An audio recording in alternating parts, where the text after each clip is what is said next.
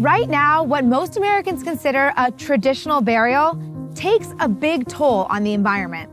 For one, about 4.3 million gallons of embalming fluid are used in U.S. burials each year. Some of the harsh chemicals used, like formaldehyde, evaporate before burial, but some of the harsh chemicals go into the ground, potentially putting drinking water at risk, especially in the first year after burial. Also, workers exposed to formaldehyde have higher rates of rare cancers compared to the general population. And if that's got you considering cremation, think again. The 1.4 million cremations recorded in the US in 2017 emitted the same amount of CO2 as 52,000 cars emit in a year. So on this week's episode, we're exploring a topic that not many of us like to think about. What should we do with our bodies when we die? To find out, I connect with the owner of a green cemetery. And later, I sit down with Dr. Jackie Wilson to discuss why she's choosing green burial. I'm Lucy Biggers, and this is One Small Step.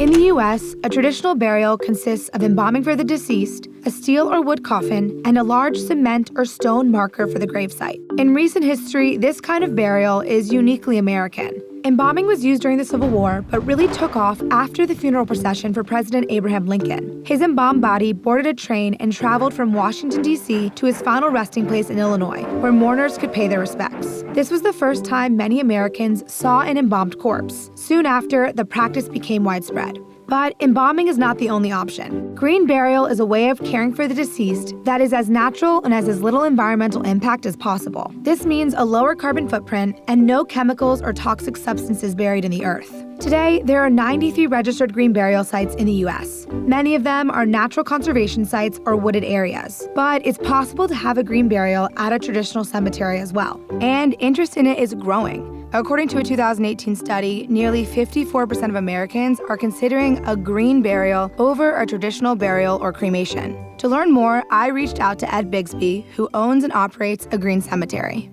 So what is a green burial? Well, green burial is essentially no embalming fluids, no concrete vaults, only biodegradable burial containers, hand-dug graves, no polished monuments set in concrete. Pretty much more of a sustainable burial, but also something very different in the sense that it's very hands-on. It allows the family to participate in the actual ceremony itself. What are the laws that you needed to follow to be able to turn this place into a green burial site? Well, ironically, people would believe that this would be something that you might have to follow certain laws to do it.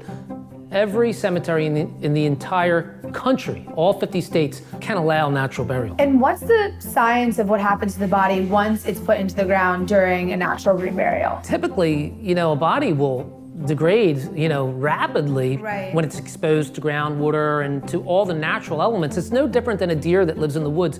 What happens to all the animals that live in the forest? They just go back to the earth, dust to dust. The land repairs itself. All the plant life we remove, we replace back on exactly the way it was removed. Within 6 months to a year, there's no evidence of a burial itself at all.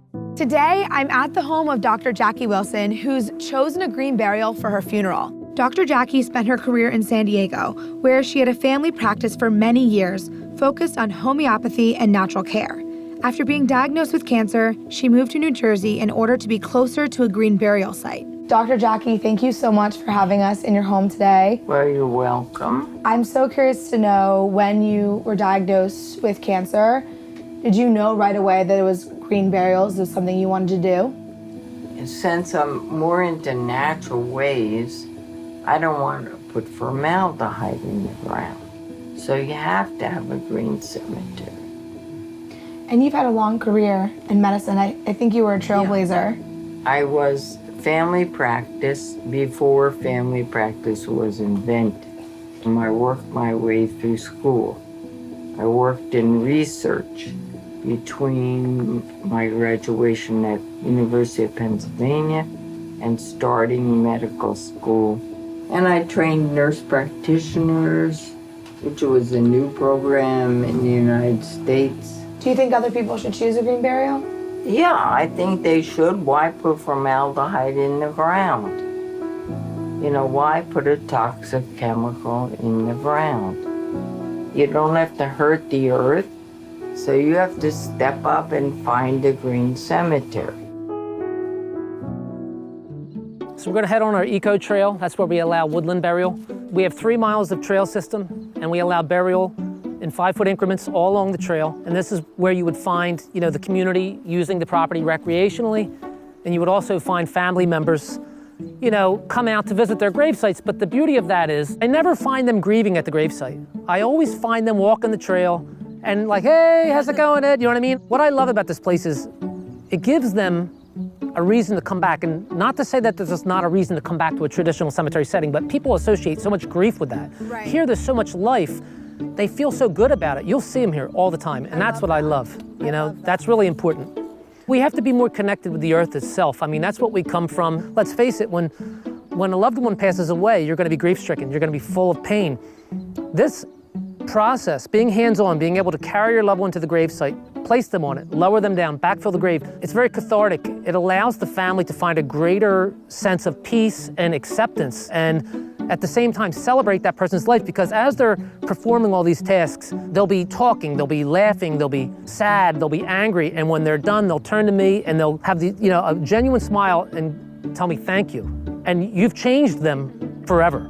One small step that everyone should do is be sure that your loved ones know exactly what you want. That's very, very important. Don't be afraid to talk about it, because unfortunately, we can't live forever. It's part of life. This is the thing that I felt when I was walking through the green burial site today, is that this makes sense on so many levels. If you're an environmentalist, it makes sense because you're not hurting the earth. And if you want your family members to be more involved in your burial and lay you to rest, this makes sense too. I really think the green burial is such a great option for people, so I'm so happy we're able to get the word out. That's all for this week's episode of One Small Step. Thank you so much for watching. If you liked it, please share it, and we'll see you next time.